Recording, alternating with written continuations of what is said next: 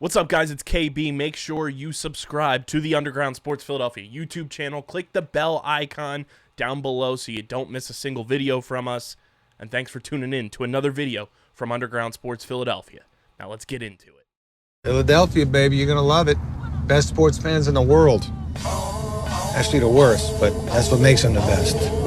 What is going on, everybody? Welcome into episode number 691 of Underground Sports Philadelphia, presented by the city of Vineland. It's your boy KB coming at you solo dolo to get your week started on the right foot here on this Monday.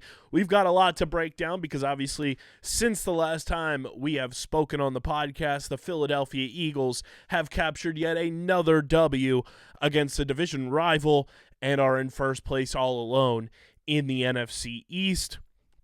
We'll break down that Thursday night dub for the Birds that happened after Wednesday's show. Obviously, our episode came out on Thursday, so we haven't been able to break down that game. So we'll break down the game. We'll go around the NFL. We'll talk a little Fly Guys because they're flying high right now, buzzing quite a bit. We'll talk about them as they embark on this homestand that they just got kicked off over the weekend. We will also talk a little Sixers and just what is going wrong with this team, and then a little bit of Phillies updates as well as Andrew Painter gets a big-time nod out in the Arizona Fall League and some more Phil's rumors. But before we get into everything, make sure you guys are following us on the socials. We are on every social platform. That includes Twitter, Instagram, TikTok, Threads, Facebook, LinkedIn, Twitch. We are now on Blue Sky as well, undergroundphi.bsky.social. You can follow us there. We're going to be trying to post on every platform. Like, we're not leaving a platform. We're not abandoning our following. We're just buying up real estate on different platforms, okay? So don't worry about us leaving anywhere. We're going to continue posting as a business. It just makes sense for us to post everywhere because we want to get to the masses. So follow us on the socials. You can follow me on Twitter, Instagram, Threads, and Blue Sky, and TikTok. KBIZZL311 on Twitter, KBIZZLE11 on Instagram, Threads, and Kyle Bennett.bsky.social on Blue Sky, and then TikTok and YouTube is at KB Underground. You can follow my personals there, and of course, make sure you guys are subscribed to the pod. Subscribe to the podcast feed on Apple, Spotify, wherever you get your podcasts in audio form. Leave a 5-star rating and review. It goes a long way for helping this show continue to grow, helps more people find Underground Sports Philadelphia and our entire catalog of podcasts. We are doing some big things towards the end of 2024 and heading into 2025 that you don't want to miss. So keep on subscribing to the podcast feed on Apple, Spotify, or wherever you get your podcasts in audio form. And subscribe to the Underground Sports Philadelphia YouTube channel, youtube.com/@undergroundsportsphiladelphia. That is where you get full video episodes of this show twice a week. Mondays, it's solo dolo. The Thursday episode, it's myself and Harrison Kremens, who is back and better than ever, and I'm happy to have him back in the Underground. But that's your double dose there of Underground Sports Philadelphia every single week. That's where you get live streams, clips, every video episode of every podcast on our network. It's all on our YouTube channel. We are at 873 subscribers on the channel right now, which means we are 27 subscribers away from 900, which means we're 127 subscribers away from 1,000. Let's get to 900 subscribers before the end of November. Let's make that happen, guys. 27 more of you hit that subscribe button. Let's make that happen. Drop a like on the video, leave a comment in the comment sections, and click that bell icon so you know whenever new videos go live. And, of course, this show is presented by the city of Vineland, my hometown, the best in the biz, and the City of Vineland Municipal Calendar features city-organized, city-sponsored, and city-affiliated events that are of public interest. The calendar, which is accessible at vinelandcity.org, is a good way for residents and visitors to build awareness, remain engaged with city government, and participate in local events.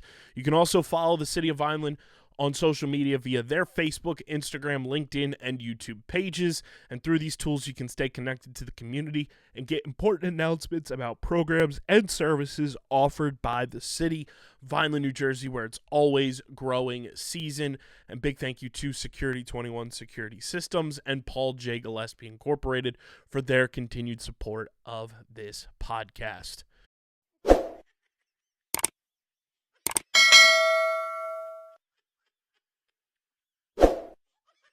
At the Vineland Municipal Utilities, we understand that when our business community thrives, we all win. As a not-for-profit utility, our reliability, lower cost of operations, and flexibility in meeting customer needs make doing business in Vineland beneficial to your bottom line. What's more, we are able to do so while maintaining our commitment to environmental stewardship. We look forward to helping you achieve your business goals now and for years to come. Vineland, New Jersey, where it's always growing season.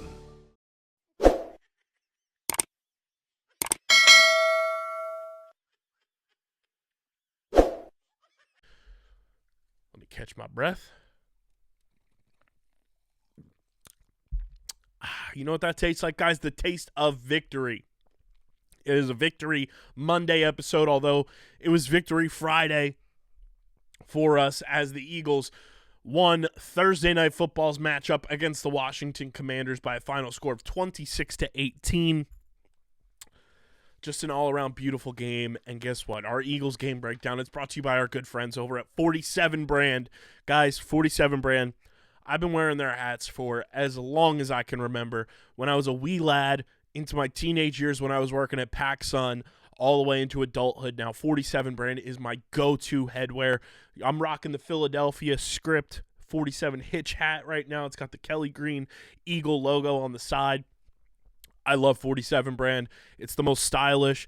It's easy to complement your outfits. The hat makes the outfit, okay? When you're pulling an outfit together and you're in my shoes, your hat speaks volumes, and that's what 47 Brand does for me. They help pull the outfit together. It's the focal point. It's the speaking topic piece. I love when people compliment my hats, and 47 Brand also has some of the best apparel in the game. It has a vintage look to it, an awesome, comfortable feel. It's not too tight. It's not too loose. It's that perfect feel. And 47 Brand is the brand for your favorite sports fan this holiday season. Use our link in the description and get free shipping on all orders when you shop with our friends at 47 Brand this holiday season for your favorite sports fan from the NFL, the NBA, MLB, NHL, NASCAR, minor league baseball, college sports. They have it for you. Shop for your favorite sports fan this holiday season and get free shipping when you use our link from our friends at 47 Brand. Guys, the Philadelphia Eagles with a big time win over the Washington Commanders. This game was effectively, for the interim, the division right now. A huge swing game for the Birds.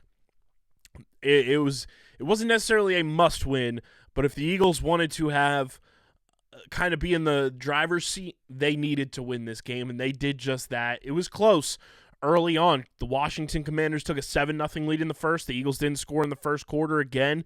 They muster out 3 points to end the half, and it's 7-3 at halftime. Then the Eagles swap field goals with the Commanders, and then the fourth quarter rolls around, and the Eagles break all loose. They score 20 points in the fourth quarter to the Commanders' 8, which were in garbage time effectively.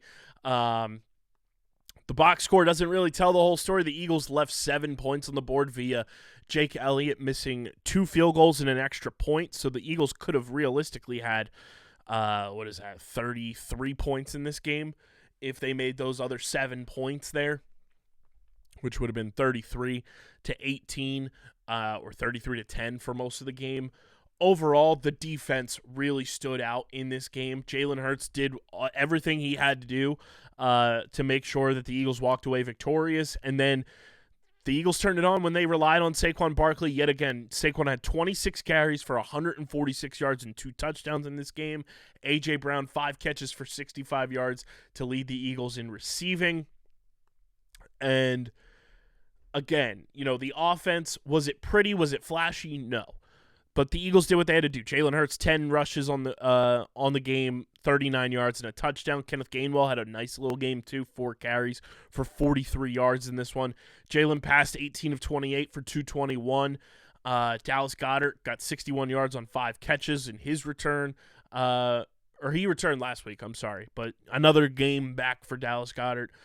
Which is nice to see him kind of getting integrated more into the offense. Saquon had 2 catches for 52 yards.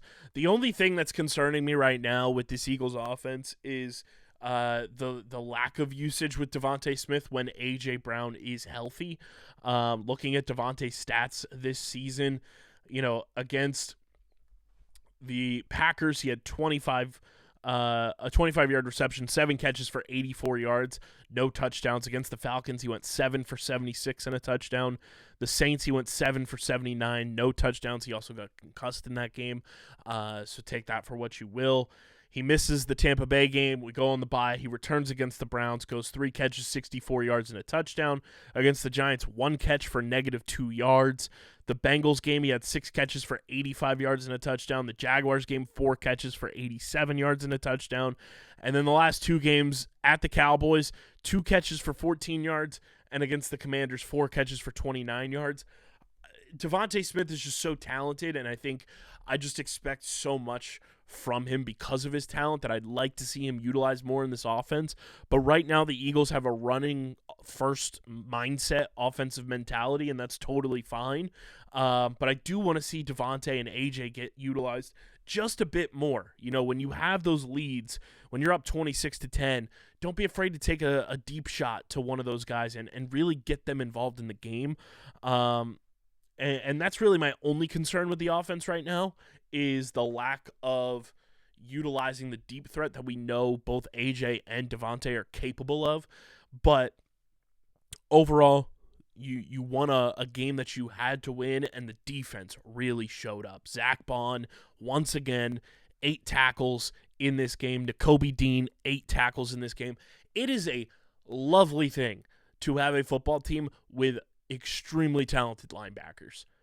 I can't tell you the last time the Eagles had a linebacker duo that was performing at the level that Zach Bond and Nakobe Dean are performing at right now. It is a lovely, lovely feeling to have those two in the middle of that defense, just anchoring down and performing week in and week out and getting better week in and week out. And I love their friendship. I love that they are conjoined at the hip pretty much, and they are playing extremely, extremely well. Reed Blankenship, 4 tackles in this game. And he had another game-sealing interception. It always feels like when the Eagles are ready to close out a game, I think he's had 3 or 4 of them this season. How many interceptions does Reed have on the year? I know he got one against Green Bay. I know he got one against New Orleans. And I want to say he got one against Cleveland, but I could be wrong. Let me see. Reed Blankenship. No, so that was his 3rd interception this year. We talked about this earlier in the year, too. Reed Blankenship has tied his career high in interceptions already this season, which he set last year with 3. And, you look at his games right now, and I pull it up here, if I can pull up his game log. This season, his interceptions, was I right? His interception came against Washington, the Saints, and Green Bay. So 3 interceptions that were like game-sealing interceptions for Reed Blankenship. Quinyon Mitchell, just give him the Defensive Player of the Year award. Give him the Defensive Rookie of the Year award. Like, that dude is... I know I've talked about him the past couple of episodes when we've been talking Eagles and just how wildly talented Quinyon has been and how much I have fallen in love with his game. That dude is on another level. He is shutting down A-list wide receivers. A-list wide receivers. Jaden Daniels did not even want to throw in the direction of Terry McLaurin if he knew Quinyon Mitchell was on him. When Quinyon Mitchell was covering Terry McLaurin in this game, Terry McLaurin had 0 targets, 0 yards. His 1 catch was when Zach Bond was covering him in the flat. Like, Quinyon Mitchell, as a rookie, is instilling and striking fear in opposing quarterbacks to throw his way because they know he's not afraid. They know he's going to go toe for toe with whichever receiver you pin him against. And Quinyon has done this against the following receivers. He's done it against anyone on the Green Bay Packers, name who you want. Quinyon was there. He did it against Drake London. He did it against Chris Olave. He did it against Mike Evans. He did it against Amari Cooper when Amari Cooper was on the Browns. He did it against Malik Neighbors. He did it against Jamar Chase. He did it against all the Jaguars wide receivers. Pick your poison there because none of them are worth, in that breath. He did it against CeeDee Lamb, and now he's done it against Terry McLaurin, and guess what? He's got Puka Nacua or Cooper Kupp coming up on Sunday Night Football. He's going to have the Ravens wide receivers, whichever one you want to pick your poison there, Baltimore. He's going to do it against the Panthers. He's going to do it against George Pickens. He's going to do it against Scary Terry again. He's going to do it against CD again, and he's going to do it against Malik Neighbors again. Quinyon Mitchell, the Defensive Rookie of the Year award is his to lose, and I don't see him losing grasp of that anytime soon. And he's got to be in the discussion for Defensive Player of the Year this year. Like, I know that award is typically given to guys who get sacks, get after the quarterback and all that stuff. You genuinely have to just understand that what Quinyon Mitchell is doing as a rookie is quite literally next level talent. He has been unbelievable, and we as Eagles fans knew we were getting somebody talented at the number 22 pick in Quinyon. I don't think any of us realized we were getting somebody this special. Like, I knew he was talented. I knew he was a first-round talent for sure. But for him to step in year one, off the rip, and be doing what he's doing right now, and just cool as a cucumber, going out there and plays like a menace, he is next level. I am such a fan of Quinyon Mitchell.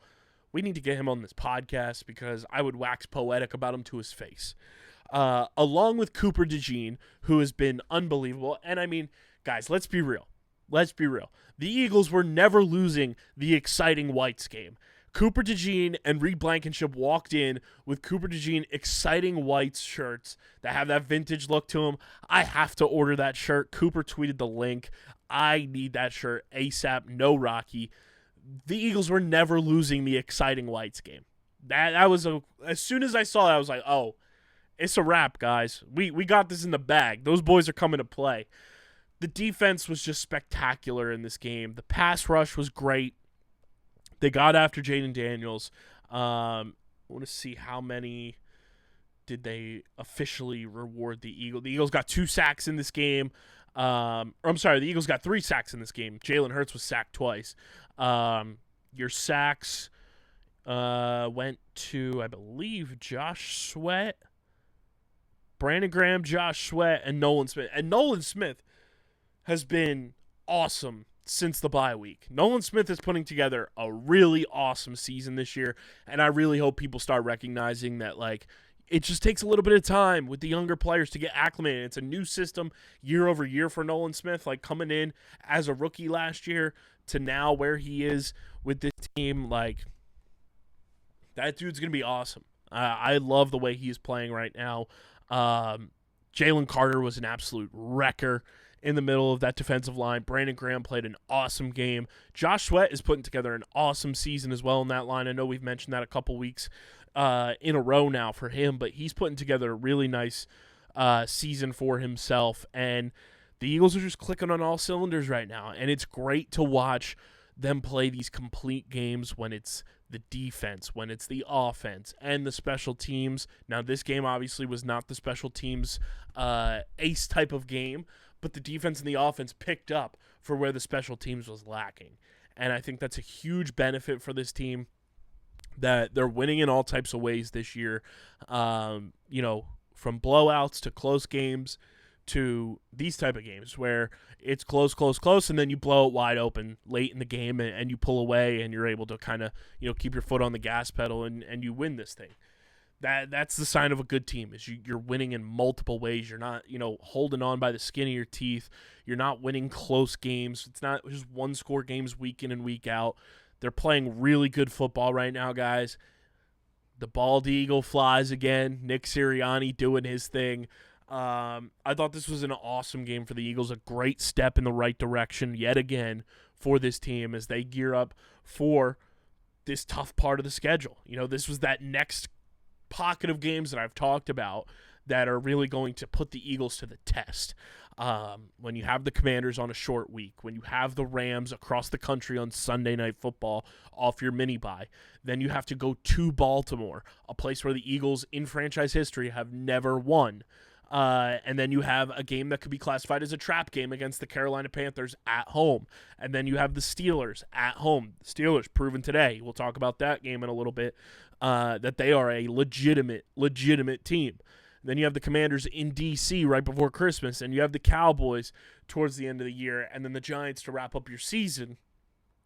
But from that Commanders game through the road Commanders game is a long, tough stretch that includes some tough road games with Rams, Ravens, and Commanders in there. That this is going to be a pivotal point in the Eagles season. I'm feeling really good about the way they're playing football right now. I think you should too. And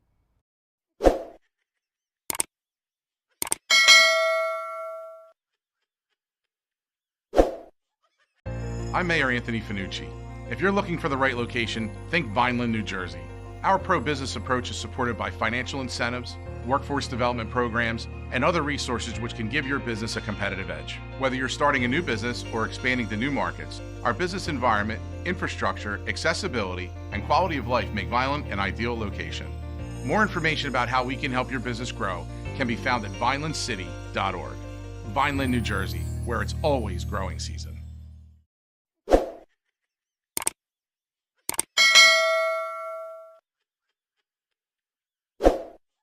Like, I feel really, really good about where this team is right now, and I don't see any signs of them really slowing down. I don't see any signs of this team slowing down, and there's no real reason to feel like they would be slowing down, in my opinion. I think they're playing extremely, extremely full team football right now, and that's a great sign for the Eagles, and their opponents should be scared. They should be frightened.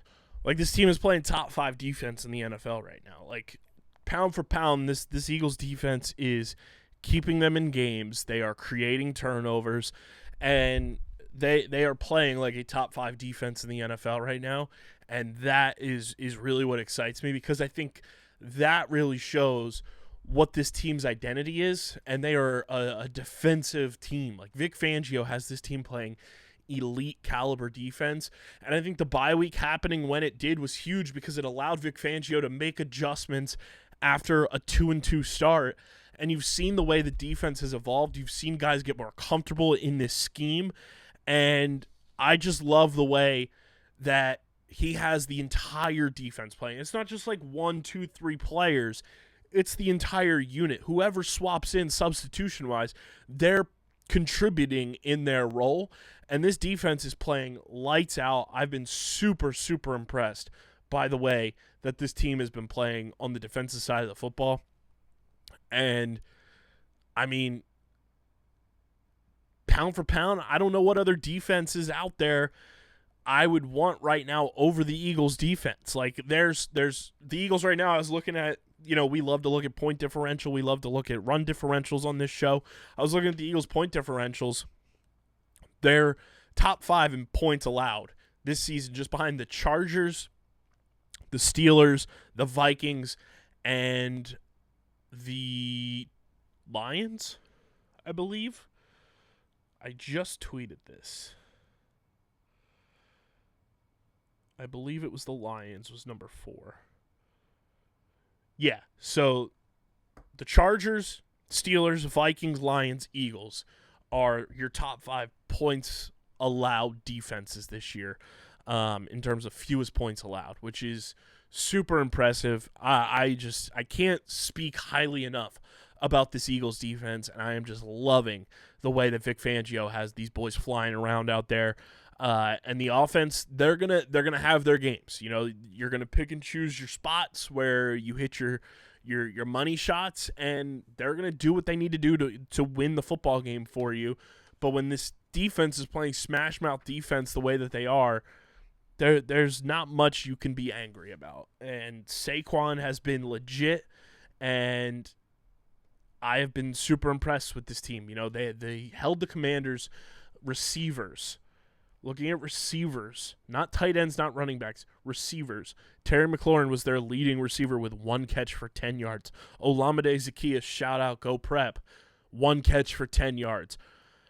Noah Brown, 1 catch for 4 yards. De'Ami Brown, 1 catch for 4 yards. Like, they held their receivers neutralized in this game, did the Eagles defense.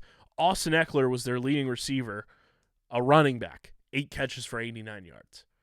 Like, Jaden Daniels was clearly showing signs of being injured, which I think played a part in this. But nonetheless, the Eagles' defense was stalwart.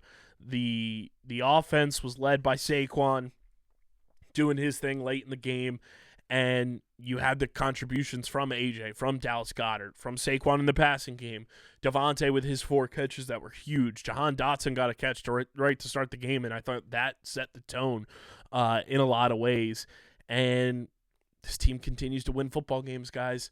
They continue to win football games. They're 8-2 on the season. The only team they're behind in the standings is the Detroit Lions in terms of the NFC, and that's huge. That's huge for this football team right now.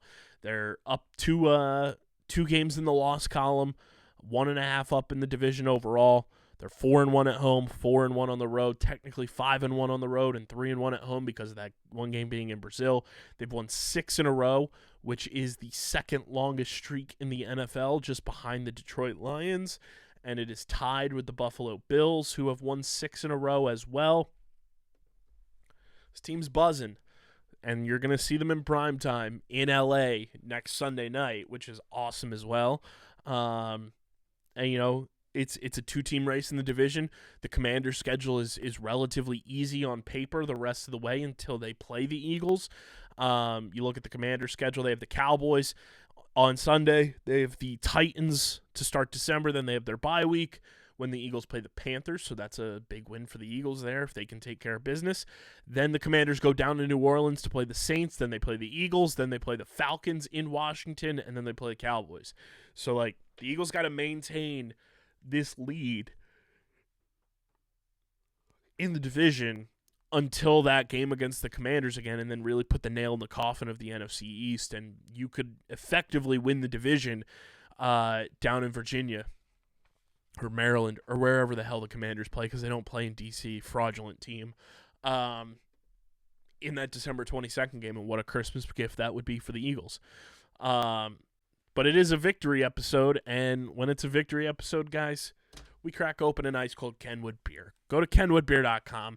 Check out Kenwood Beer. It's the official light beer, the official beer partner of Underground Sports Philadelphia. It's a refreshing light beer, just 4.1% ABV, 120 calories, just 8 grams of carbs. You can use the Kenny Finder at kenwoodbeer.com to see who's got Kenwood Beer on tap in the Philadelphia, Pittsburgh, Maryland, Delaware, and New Jersey areas. You can also use the Kenny Finder to see who's got it on tap and to see who has it at your local liquor stores in those markets. Again, that's kenwoodbeer.com. Use the Kenny Finder. Got to be 21 or older to do so. And, of course, please drink responsibly. And it's a victory game. Our Kenwood Beer victory player of the game, it's got to be Saquon Barkley. Just doing it again. Absolute beast. And it's not going to surprise me on Tuesday or Wednesday whenever they give out the awards if Saquon is the NFC Offensive Player of the Week again. He's just that dude. He's balling out right now. And the Eagles are in the driver's seat right now. They're controlling their destiny of where they want to go. And I feel very, very good about the direction they're going in right now. You can let me know how you feel about this Eagles team right now, or any of our teams in the city of Philadelphia. Phillies, Flyers, Sixers, Union, Eagles, Water Dogs, Wings. Leave me a voicemail at speakpipe.com/undergroundsportsphiladelphia. Our voicemail line is open 24/7, 365. I want to hear from you guys. You leave me a voicemail, you get incorporated into the show, and I react, listen to, and respond to your questions, to your takes, and it's a fun way to get our community just involved with the show. So leave me a voicemail, speakpipe.com/undergroundsportsphiladelphia. And let's go around the NFL, guys. Around the NFL we go, looking at what this week brought us. Week 11, nearly in the books. We still have Monday Night Football, which is the Texans and Cowboys, and I will be set for the hate watch. But like we got the week started. Eagles get that 26-18 win over the Commanders. A nice little welcome home to Zach Ertz too. He did score in his return, which was nice. It was in garbage time. I wasn't too mad about it. Eagles sealed the deal, so they get the dub there. The Dolphins with a 34-19 win in Miami over the Raiders. The Saints absolutely demoralized Jameis Winston in his return to the Superdome, 35-14. The Colts squeak by the Jets, 28-27 up at the Meadowlands. The Vikings take down the Titans, 23-13. The Packers, by a fingertip, get by the Chicago Bears, 20-19. They block a potential game-winning field goal by Cairo Santos at the end of the game. It looked a lot like the double doink block there, and the Packers walk away with a win at Soldier Field, 20-19. The Detroit Lions absolutely roll the Jacksonville Jaguars, 52-6. Jared Goff was unbelievable in that game. That's your direct conference competition there for the Eagles, is kind of eyeing up what the Lions are doing week in and week out. Could be Doug Peterson's last game as head coach of the Jaguars. That remains to be seen. The Rams get by the Patriots in Foxborough, 28-22. That's your next opponent for the Birds out in L.A. is those Rams. The Steelers hold on in a close defensive battle. They score 6 field goals to win this game. No touchdowns for the Steelers, but 6 field goals off the foot of Chris Boswell. They win it against the Baltimore Ravens, 18-16. Baltimore falls to 7-4. Steelers, 8 wins on the year. They are 8-2, if I'm not mistaken. Yes, 8-2. Baltimore 7-4, and that game effectively for the division. The Seahawks, Geno Smith, the haters, he ain't right back. 20-17, a victory in San Jose, Santa Clara against the 49ers. The Seahawks with the big-time upset. The Broncos absolutely go mile-high stomping. They take down Kirk Cousins and the Falcons 38-6. The Bills end the reign of terror. The Chiefs' undefeated season is over. Josh Allen and the Bills with a 30-21 victory over Patrick Mahomes and the Chiefs. And then Sunday Night Football, an absolutely electric game. Went down to the wire and really turned into an awesome game. So much drama, so much to just be on the edge of your seat about. The Chargers with a 34-27 victory over Joe Burrow and the Bengals. And then Monday Night Football concludes Week 11, where the Dallas Cowboys play host to their in-state rivals, the Houston Texans. And we look at the standings right now in the AFC East. The Bills 9-2, the Dolphins are 4-6, the Jets and Patriots both 3-8. The Chiefs are 9-1. The Chargers are 7-3. That's a huge win for the Chargers too, as the Chiefs lost. So only 2 games back of the Chiefs now. The Broncos are 6-5. The Raiders are 2-8. The Steelers improved to 8-2. The Ravens are 7-4. The Bengals are 4-7, and the Browns are 2-8. The Texans 6-4, still yet to play. The Colts are 5-6. The Titans are 2-8, and the Jaguars are 2-9. Then we move to the NFC. The Eagles flying high at the NFC East, top of the standings at 8-2. Washington 7-4. Dallas 3-6, still yet to play. And the Giants are 2-8. They had their bye after playing in Germany. The Cardinals are 6-4. The Rams are 5-5. The Seahawks are 5-5. And the 49ers are 5-5. And those tiebreakers have them in the division in that order. So it's Rams in second, Seahawks in third, and 49ers in the basement of the NFC West. The NFC North, the Lions are 9-1. The Vikings are 8-2. The Packers are 7-3. And the Bears are 4-6. And then the NFC South, a gross division. The Falcons 6-5. The Bucks are 4-6.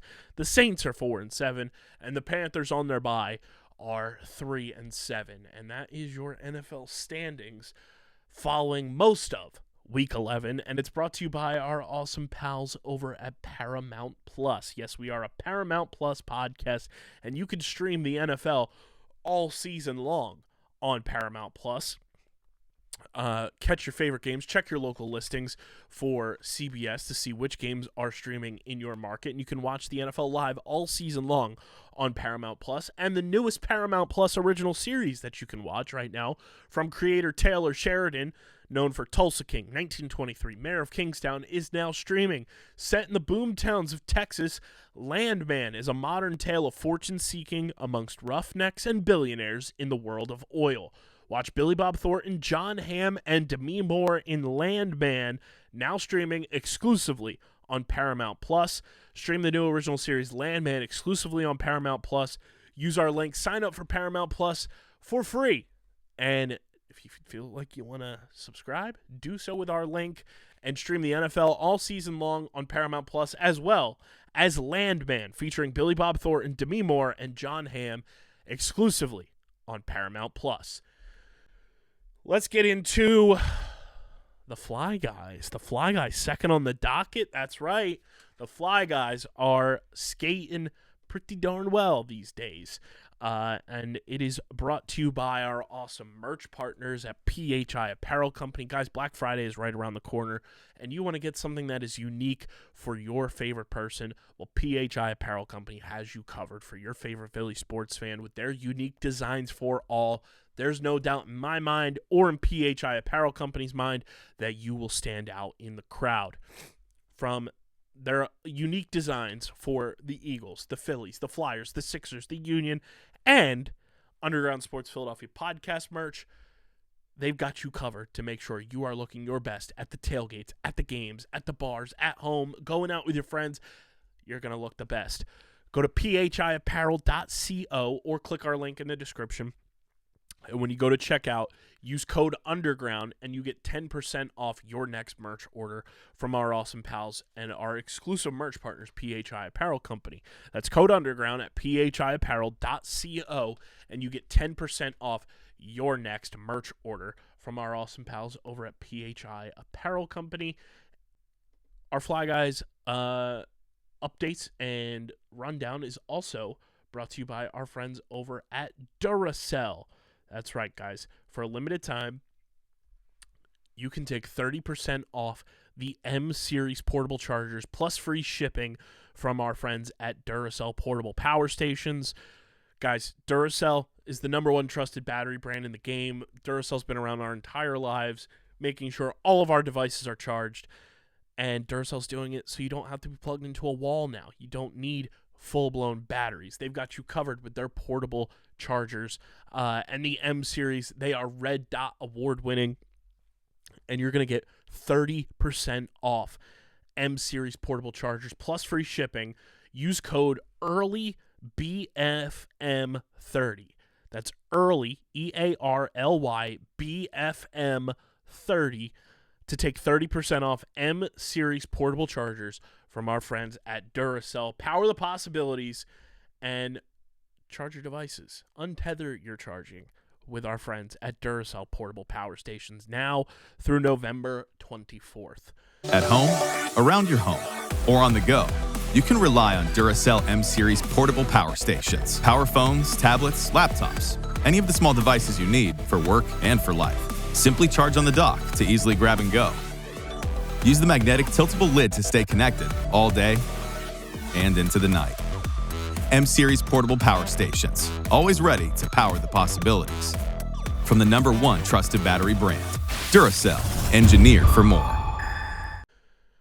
The Fly Guys are doing the dang thing, ladies and gents. They are doing the dang thing. They get a huge win at home against the Buffalo Sabres on Saturday, and they win in overtime on Thursday against the Senators 5-4, which means, ladies and gentlemen, in 5 straight games, yes, 5 straight games, the Flyers have recorded at least 1 point. They get the shootout win against the Lightning, not this past Thursday, the Thursday before. They get the shootout point in a 4-3 loss in the shootout to the Florida Panthers. They get the shootout and victory point against the Sharks on Monday. They get the overtime win against the Senators on Thursday, and they get a 5-2 regulation win over the Buffalo Sabres on Saturday down at the Farg for Star Wars night. They're buzzing right now. You look at the Flyers in the standings. Obviously, we'll see how this remains, but they are 8-2, 18 points. They're ahead of the Islanders, they're ahead of the Penguins, and they're ahead of the Blue Jackets. And don't look now, they're ever so close to hopefully creeping up on the New York Rangers. And it's pretty cool to see them just putting some wins together, playing good hockey together. You know, Harrison and I talked about this on Thursday's episode. Look at the teams they're playing right now, and obviously they have the Avalanche coming to town on Monday. So as you guys are listening to this, we'll be gearing up for a game against the Avalanche, who have the same amount of points and an identical record pretty much. The Flyers are 8-2. The Avalanche are 9-9. Both teams are 500. That's a team that you should be able to kind of test yourself and be able to go toe-to-toe with and hopefully pull out a win at home against the Avalanche. And then you have that game against the Hurricanes, and then the Blackhawks, and then the following Monday, a week from now, as you guys are listening to this, you play the Golden Knights at home. That's a game you see just what happens. The Golden Knights are a good hockey team. You see what happens.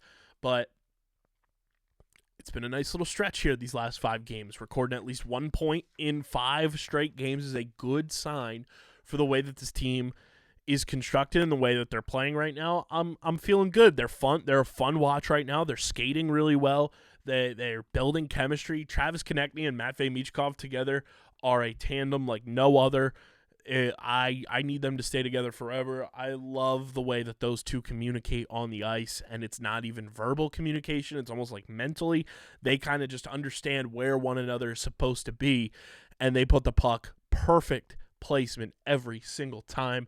I'm loving watching those dudes together on the ice, and they're a fun watch right now, those Philadelphia Flyers. So don't look now, but the Flyers are doing their thing, and 5 straight points here in 5 games, and I think you can muster up points in the Avalanche game, points in the Blackhawks game, points in the Predators game, possibly a point in that Rangers game, and points in that Blues game here in the month of November, and that's good point calculations there. Who would have thought optimistic October would travel over to November? But, I'm feeling really, optimistic and fun about the Flyers. They're a loose, fun watch. There's no stress involved, and you're just watching them kind of learn to play as a team together, which I think is super, super cool. And they're a lot of fun. And when you have a team that is rebuilding, but you're still getting fans to come out and support the team and packing the Wells Fargo Center the way that they are, and I think the fans starting to realize that, hey, this is a rebuild. Let's just enjoy the young players that we have on this team. It's a good vibe right now with the Flyers down at the Wells Fargo Center. And you look at this Sabres game. It's the most complete game that they've played all year. They have 2 straight shutout periods. Buffalo gets a couple late, kind of nothing goals. Travis Konechny, though, 2 goals and an assist in this game. Michkov with 2 points. He assisted 2 goals. Anthony Richard with 2 assists in this game. Travis Sanheim with a goal and an assist. Igor Zamula with a goal and an assist. I think that was Igor Zamula's first goal against a U.S.-based team as well. Coots with an assist. Farabee with an assist. Tyson Forrester had a goal in this game. And this was Eric Johnson's 1,000th NHL game, so pretty cool to see that. And I think they said on the broadcast that was just the second Flyer ever to play their 1,000th game in a Flyers uniform, the other being Claude Giroux, which is pretty awesome. And Ivan Fedotov had one of his best games of the season. 23 saves on 25 shots against, and those 2 goals came in the third period kind of late and they were kind of like nothing goals almost. At least one of them was. So that's a big win for the Flyers. That's a good team win, and I'm feeling good about the way that they're playing right now, and I think everyone should. And if you're not paying attention to the Flyers because you think, oh, it's a rebuild, oh, it's They're not going to win a lot of games. They're a fun watch. I guarantee they are a fun watch, and pay attention to them because they're going to be legit. And Michkov is truly, truly, truly the real deal. The real deal. And it's awesome. You know, you look at the Sixers with Jared McCain, Michkov with the Flyers, Quinyon Mitchell, Cooper DeJean with the Eagles. This 2024 rookie class for Philadelphia sports that could include Andrew Painter come spring training for the Phillies is pretty legit. And I mean, you want to throw in Kevin Sullivan for the Union as well. Like, the youth movement in Philadelphia right now for the next generation that is also playing in the now is pretty damn special. So shout out to the Fly guys for getting it done, doing the damn thing. 5 straight games with at least recording a point. They're getting stuff out of these games. They're developing well. I've been a huge fan of the way they're playing. You should be too. Watch the Flyers, guys. They're until further proven, they are well worth the watch. And there's no doubt in my mind that if you sit down and watch a Flyers game right now, you will thoroughly enjoy the content that you are seeing from this team. There was a goal yesterday, I think it might have been Zamula's goal, that it was hit so hard it knocked the stick out of one of the Buffalo Sabres players' hands from the force of the puck alone. I was blown away. So yeah, shout out to the Fly guys. Keep doing the thing, boys. Keep it up. Well done. Great win against the Sabres. Keep the streak going against Colorado, and then we'll see what happens as we keep pushing forward. But on the flip side, unfortunately, are the Philadelphia 76ers. It's rough out here, guys. It's rough out here. The Sixers lost that game to the Cavaliers on Wednesday night, 114-106. And then on Friday, they lose the second NBA Cup game that effectively knocks them out of Cup contention already, 98-86 against the Orlando Magic. The Paolo Banchero-less Orlando Magic. They let Franz Wagner go off for 31 points. Jalen Suggs go off for 19. Mo Wagner had 14 points in 20 minutes. It was an ugly, ugly game. Jared McCain led the way with 29 points. Paul George was not his best game. Joel Embiid had 20 points, 8 rebounds, 2 assists. But the Sixers in the fourth quarter got outscored 25-14. And I don't know. I don't know where I sit with this team right now. Like, obviously, the development and the emergence of Jared McCain is awesome. And to see him performing the way that he is makes me feel great because I know I was always right about Jared McCain. I always knew he was going to be an excellent NBA player. He's exceeding expectations for a lot of people, and that's really awesome to see him just showcasing his talents because I think coming out of the draft, I really thought he was a special, special player. He was the guy that I wanted the Sixers to draft. They got him, and I was thrilled. He and Maxey together are going to be dynamic in that backcourt. But it gets to a point where you're 12 games into an 82-game season. So we're doing a little quick math here. 12 divided by 82. You're about 15% of the season in the books for the Philadelphia 76ers right now. 15% of your games have been played. You're 2-10. The Sixers lost 35 games last season as a whole. So you have room for 20 more losses the rest of the way to match your loss total and match your record from last season, where you were a fringe playoff team.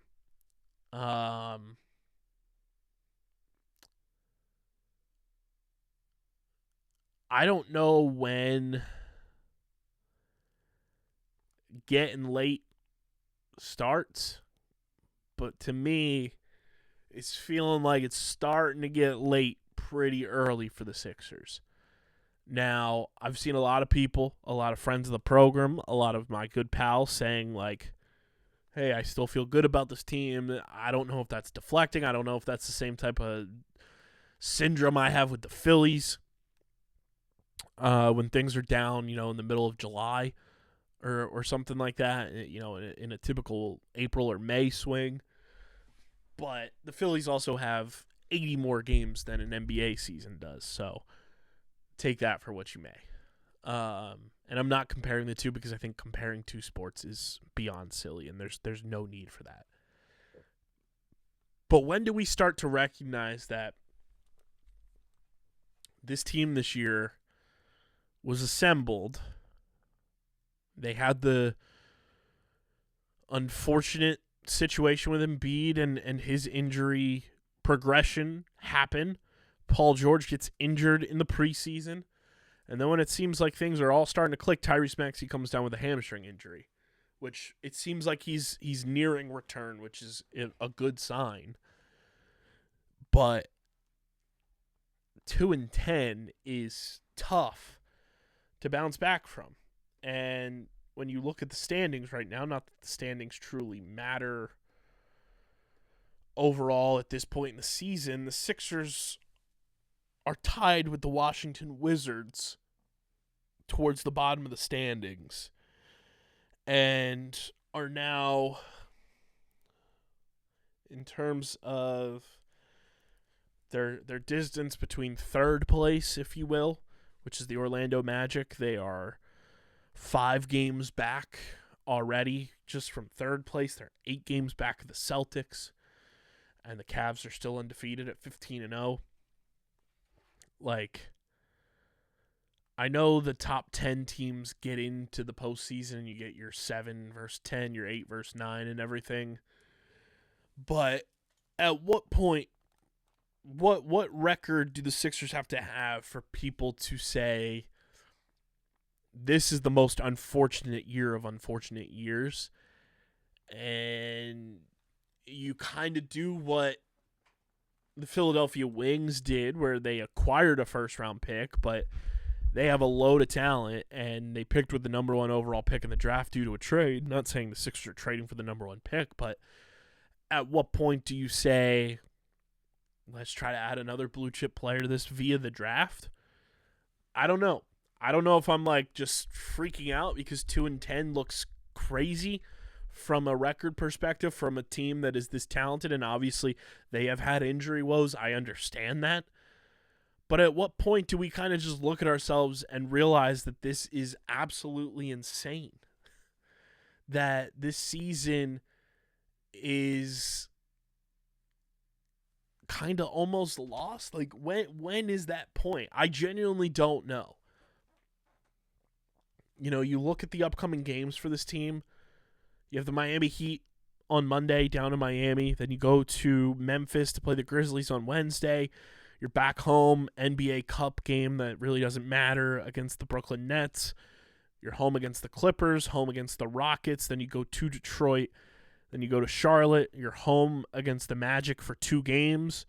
You go to Chicago. You come back home to play Charlotte. Then you go to Cleveland. You're home against the Spurs, and then you have to play the Celtics in prime time on Christmas Day. Like, I genuinely want to know what the point of no return would be by Christmas. Like, what is that point for everybody with the Sixers where you recognize this team has just had the worst luck of all time?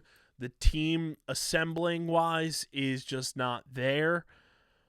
What does the record have to be at Christmas for everyone to collectively say, okay, this team just don't got it this year?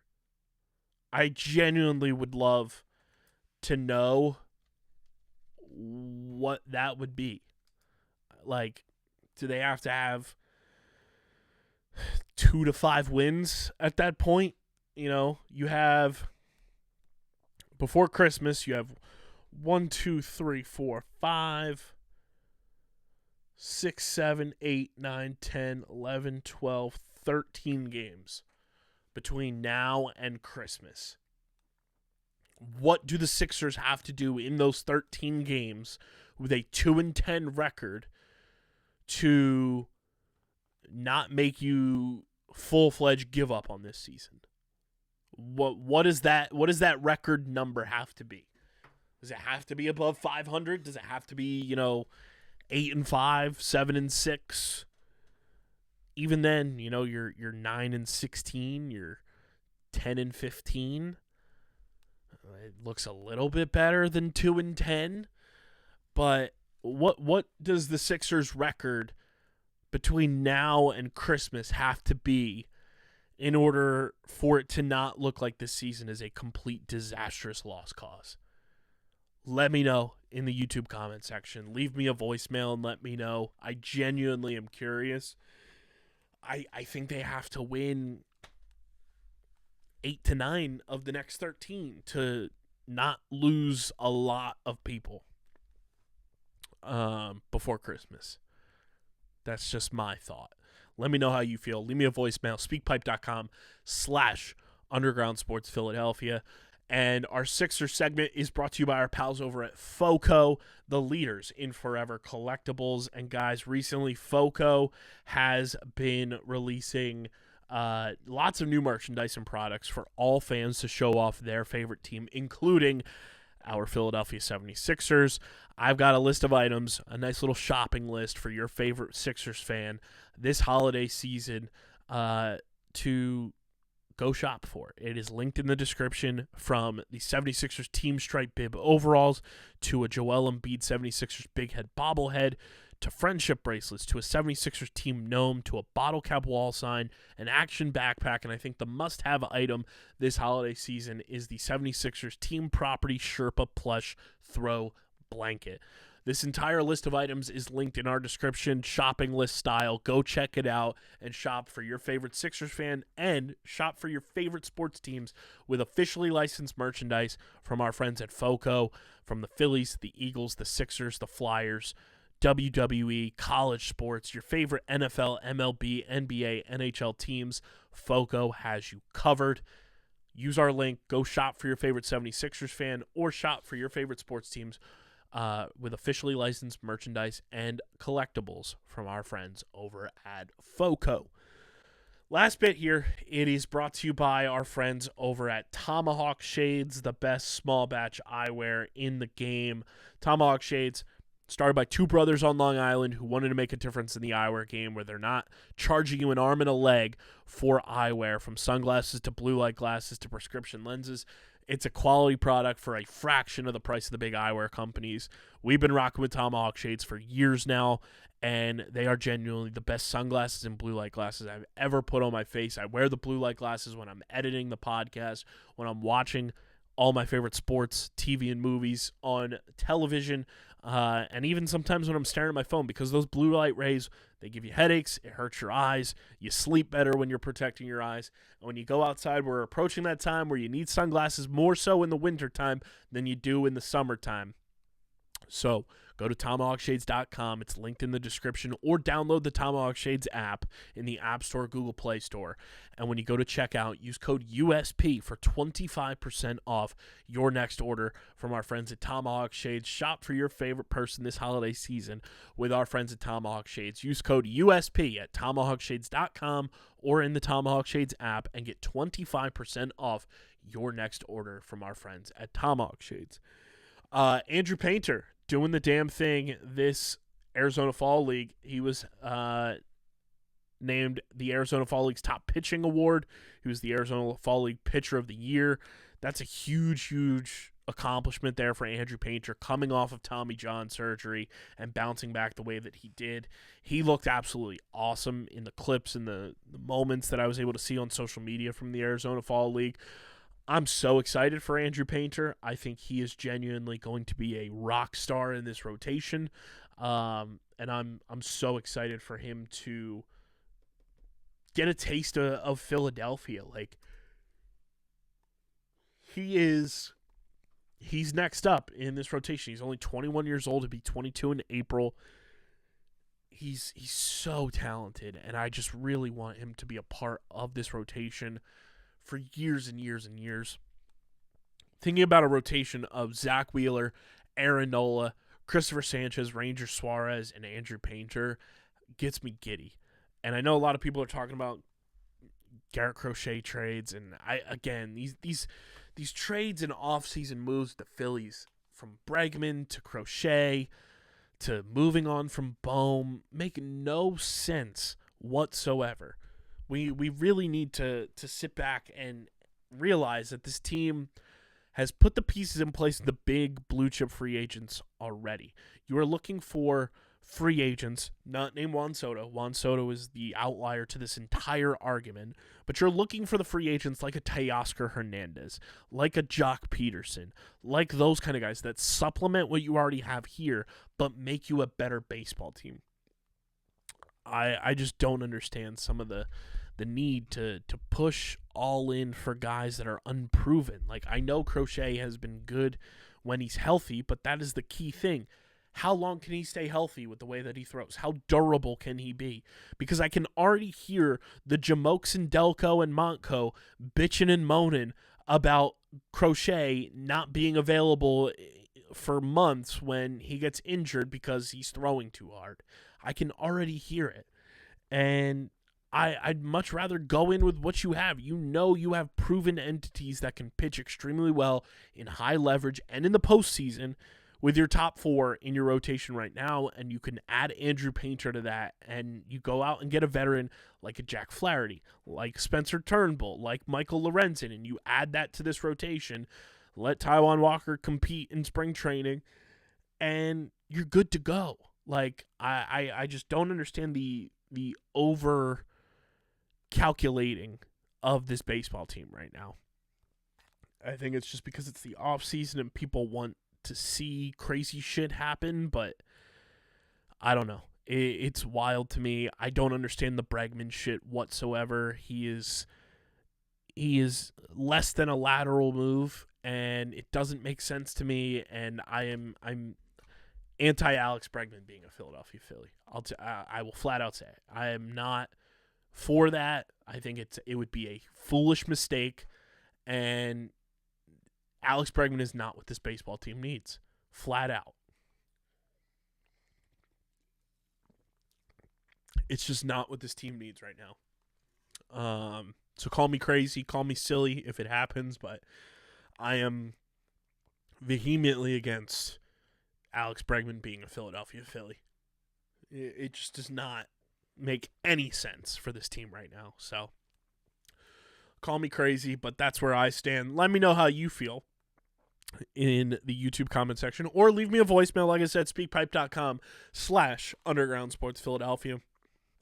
Make sure you guys are following us on the socials at undergroundphi across the board. We're on Twitter, Instagram, TikTok, Threads, Facebook, LinkedIn, Twitch, Blue Sky, every single social platform you can think of. We're there. Follow us on the socials. We're posting everywhere.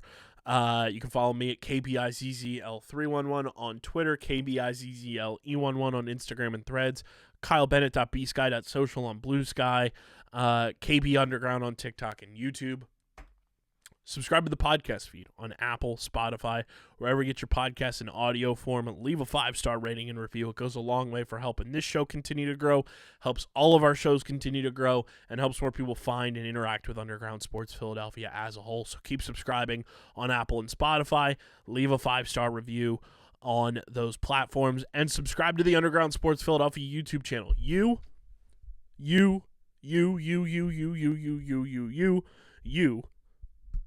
I want you to subscribe to the Underground Sports Philadelphia YouTube channel. We are 27 subscribers away from 900. We are 127 away from 1,000. Hit that subscribe button, smash the like button, ring the bell icon, leave a comment down below. Let's get the channel to 1,000. Let's do it. Let's do it. Let's do it. Subscribe. And of course, guys, this show is presented by the city of Vineland. And whether you're a company looking to expand, relocate, or you're a new business startup, selecting the right location is critical to your success. Vineland, New Jersey offers both an affordable business location and an excellent quality of life. The city's economic development department is a one-stop source for moving your project through the development and approval process, and their goal is to make this process as smooth as possible and to provide the fastest turnaround times in the region. If you're considering potential locations for your operation, contact the Vineland Economic Development Team at 856-794-4100. That's 856-794-4100. Vineland, New Jersey, where it's always growing season. And big thank you to Security 21 Security Systems and Paul J. Gillespie Incorporated for their continued support of this podcast. This has been episode number 691 of Victory Monday from a Victory on Thursday edition of Underground Sports Philadelphia. I'm your boy KB. We'll be back, Harrison and I, back in the booth Wednesday night talking all things Birds, getting ready for Sunday night football. We'll talk Flyers, Sixers, Phillies. Hell, we may even talk the Union Wings and Water Dogs. Who knows? Whatever comes to mind, we're going to do it. But keep subscribing, keep being you. Go Birds. And until then, I'm getting the heck up out of here and I'm signing off. Peace.